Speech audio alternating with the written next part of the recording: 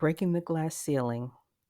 Step into purpose by getting unstuck from what's holding you back in life and business by Founder Nicole.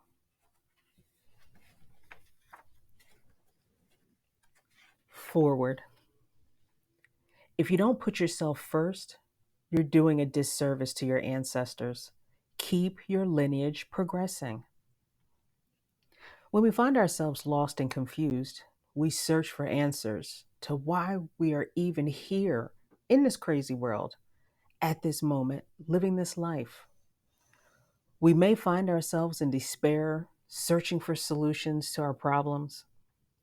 We find people on YouTube or social media who seem to feed our souls with bits of information that give us a glimmer of hope or empowerment to push us past the darkness that we feel. Sadly, it's short lived. We again feel weakened by the pain in our hearts, lost in survival mode, and awaiting a ticking clock, a fated plan of purpose.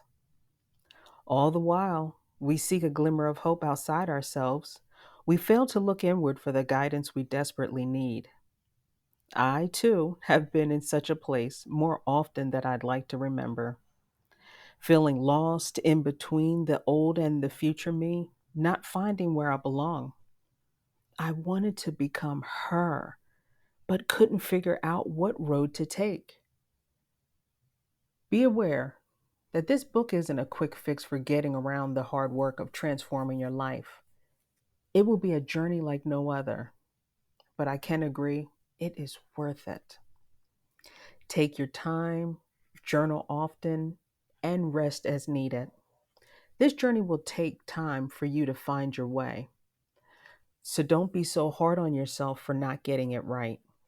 We learn through our mistakes, not when everything goes according to plan. So cheers to you for breaking that dang glass ceiling in your life. Hugs and kisses, Founder Nicole. Amid pain during the battle, you will find your strength and spiritual power within. Founder Nicole. Tip number 1, reclaim your power. You must believe you have it. One day in 2015, I heard a story that snapped me out of the matrix. How would you want to be remembered after you die? Let's keep it real. The only guarantee that you will one day die. And how do you want to be remembered? I began to think, how would I want my kids, family, friends to remember me? Kind of doubtful, stuck, depressed, fearful? Would the world be better off knowing I existed? Would my funeral be another sad service with people being nice in my honor, saying what I would always want to become, with an unspoken acknowledgement I didn't do anything extraordinary with my life, deserving of being remembered how I wanted? A loving mom, wife, loyal friend, fearless entrepreneur, author, creative, adventurous, and more. I know I had to get to work on myself. Either I would let these fears run my life or choose to step out on my purpose. Take a chance on me. That crazy story made me dig deep into who I was and who I wanted to become. The story mentioned planning your life with the end in mind. So I started planning my legacy backward. I always found myself awaiting for something to motivate me to take action, something outside of myself to begin to take the change. I realized no, that would be terrible if I waited and waited and waited and nothing happened. Waiting my life in fear was no longer the answer. I had to break that glass ceiling that kept me fearful and stuck. It was all up to me. Health, wealth, spirituality, and mindset are essential to moving into new chapters of God's plan for your life. Still, I had to pioneer the shift from feeling powerless to powerful. Tip number 2, own your skills, sis. What do you want to become? How do you want to contribute to society? What skills do you have that could create profits towards your legacy nest egg to pass on to the next generation? Start thinking of ways to reclaim your power back. Take your skills, for instance. Most people only think of their skills pertaining to a job. Think of your work related skills in a different way. Most jobs will receive at least three times a return off of your labor. If three times your per hour doesn't show you that your skills are valuable, it's time to wake up. Imagine the two different scenarios. Scenario one, a customer service agent earns $10 per hour at her job. In the course of her day, she will use and create Excel spreadsheets to speed up her job. At the end of the day, she still only makes $10 per hour. Scenario number two, a customer service agent earns $10 per hour at her job.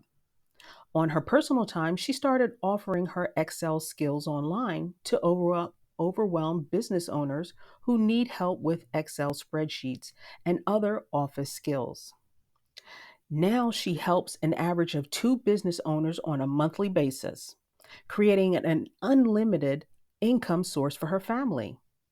Same skill, now she owns it. She doesn't have to leave home for extra money, just a few hours a week. Business owners are so busy they don't have time to do it all, but it takes to manage every aspect of their business. This is where you come in. Imagine you fill a void.